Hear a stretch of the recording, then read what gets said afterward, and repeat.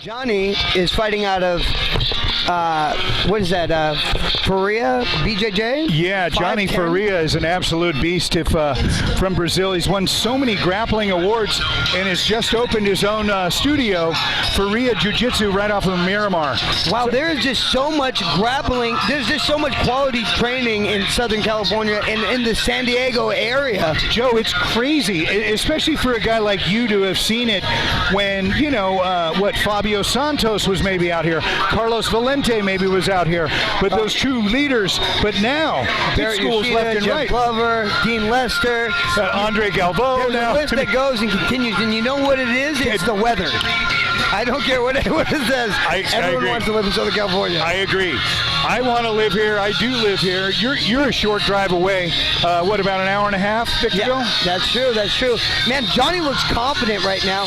You look at the smile on him. He seems like he's ready to go to war. Getting the Vaseline on his face right now, being wiped down, making sure he's dried off. There's his coach, Johnny Faria. Johnny Faria is a Bellator fighter as well. Just had a great victory over there in an absolute war. His school has already grown, Joe, to 200 students in little over a couple of months. So it's been a great impact making it in San Diego. That's amazing. Now his fighter looks to be poised and ready, listening to the rules and regulations by Mike Beltran. The red corner, Djavan Coleman. Djavan Coleman coming out.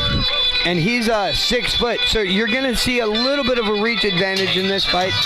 Just because you're taller than somebody doesn't mean you have the reach, though. So right here we see That's a Coleman. good point. Coleman 6 foot, and we see Johnny 5'10", but that doesn't mean he's going to have the reach. It looks like they both had confidence, though, right now. Look at Coleman coming out here all smiles.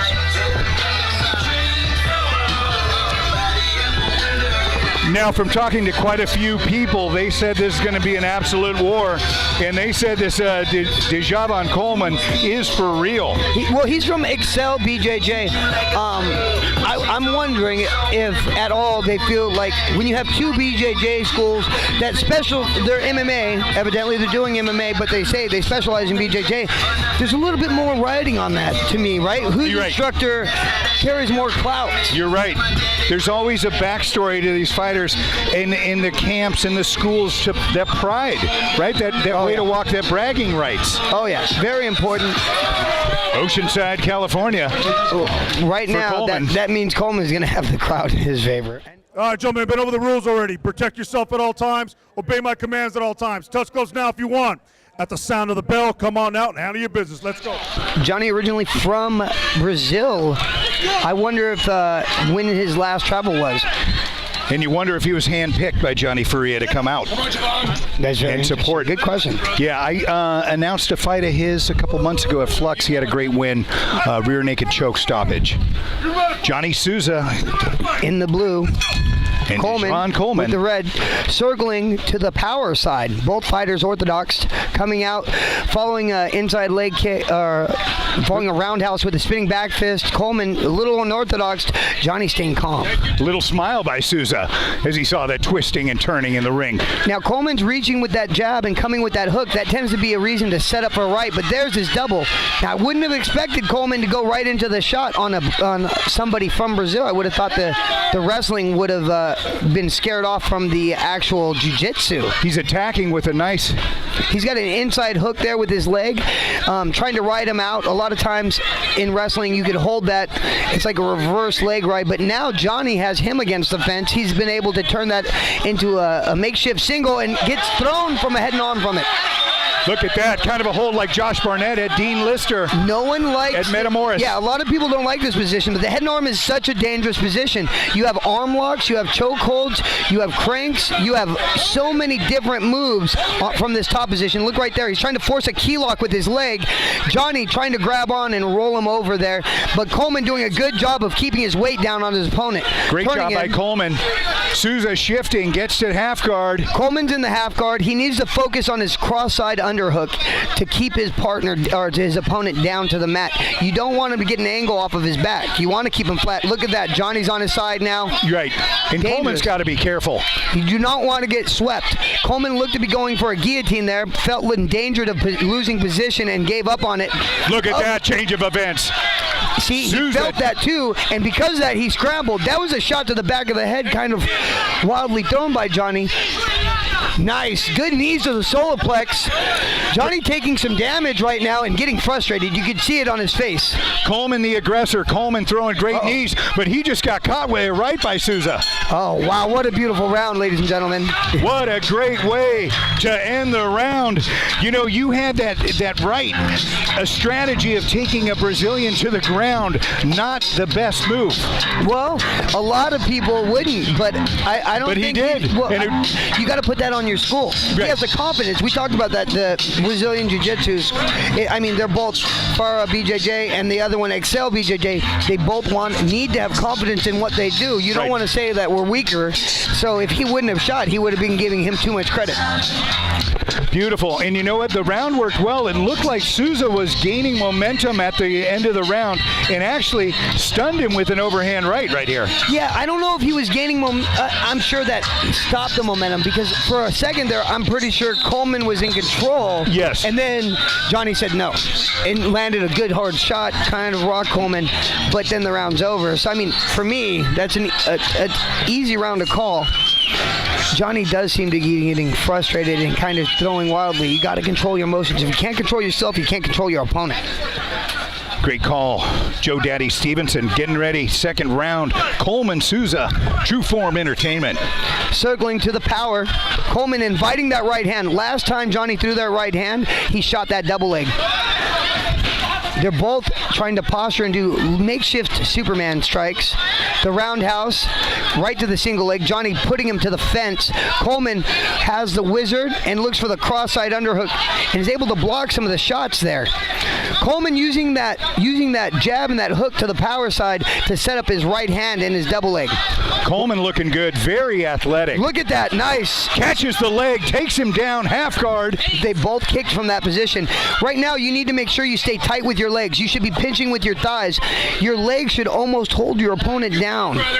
You want to look for a cross-side underhook. You don't want him to get on his side, and you want to watch your base. Earlier in the round one, we saw Coleman went for a guillotine and was rolled over. Right now, you got to be careful again. Souza going deep. Coleman nullifies that by trapping the head. Exactly. I think he learned from the first round. He's focusing on that cross-side underhook. He's keeping his opponent flat, not giving up position, landing some quality strikes here, looking for maybe a cross-side bicep strangle. Head and arm possibly too. You never really want to set that up from the cross side. Most people would use that to pass, and you'd use it on the same side. Johnny's able to recover full guard, but now Coleman needs to get that underhook out. Oh, they're standing them both up. Nice. Mike Beltran stands them both up. Coleman looking really good. Very confident, Right to his as you feet. said. Almost got caught with a accidental knee to the head when Coleman close. was throwing the kick, but that wouldn't have cost him the round or the fight because it was an accident. Souza trying to get that leg, now goes for the double. If I'm Coleman, I look for maybe a switch as I block if he pops out to the side right now. Look at Johnny. He went to the single now. Hey, Souza would be nice to end with a takedown here. Well, he needs that because he's kind of down in this round again. Yeah. He's down, looking like he's down 2-0 going into the third. He looks very frustrated. A frustrated fighter is a dangerous fighter. You don't know what they're going to do. Well, you know, Souza just looks like possibly that, Coleman's athleticism, a big guy, confident. I'm going to bet you Coleman has some wrestling. I'm going to bet there's some type of wrestling background. There has to be. There has to be. Because he is doing things that we haven't seen people do against Johnny Souza. Do you think that's what's separating the two BJJ specialists is the wrestling? Great point. That might be. Great point. I mean, they both are BJJ practitioners coming from BJJ schools, doing great job with their. But the wrestling on each, I would have to give it to Coleman, which is dictating the outcome of each round with the takedown. Joe Daddy Stevenson on fire tonight, ladies and gentlemen. My honor to be calling the fights with him. Heading into the third round. What does Souza have to do, Joe? He has to finish this fight. a 10-8 just gets you a tie. He needs to finish this fight. He needs to look for a finish. Look at that Coleman already coming in. Man, I love this. Mike Beltran said, slow it down, Soldier. Oh my gosh. You see the judge, the referee checks with all the corners and makes sure everyone's ready. He has to make sure the timer's ready and the door is locked. Oh my gosh. Now Coleman is not being too aggressive. He's doing a good job of doing enough and staying active.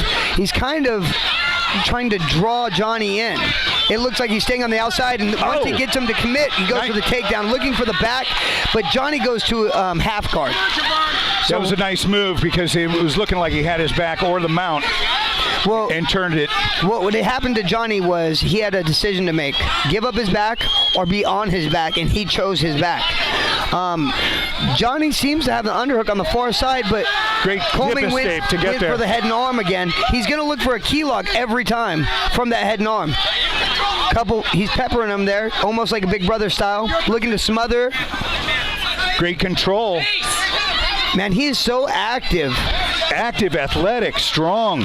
Now, when your opponent pummels the underhook like that, you need to A, re-pummel the underhook, or B, step over and transfer position. Joe, is this the making of a Darce? Could it be from that side? Well, he switches out really quickly. I think if Coleman would have been thinking it, yeah. For sure, he was on the side. He could have used a Darce. But I think right now Coleman's like, why? I'm up 2 rounds. I don't want to give up anything. This guy's Brazilian. He's got good ground. I need to do what I'm doing right now to finish this. Right there, ear, ear, ear. I'm screaming. If I'm the coach, I'm like, ear, ear, ear.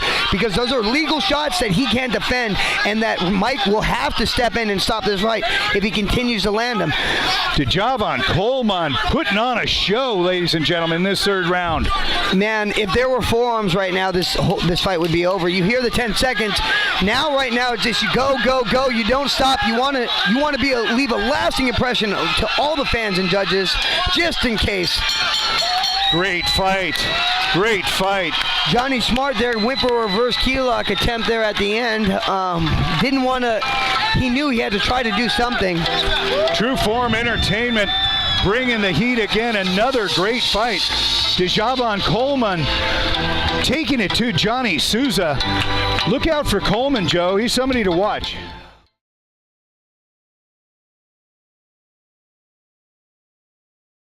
After 3 rounds of action, it has come down to the judges' scorecards. Judge 1 and 2 are both in agreement, scoring about 30-27, and judge number 3 scores about 30-26 for your winner by unanimous decision. In the red corner, Djavan Coleman.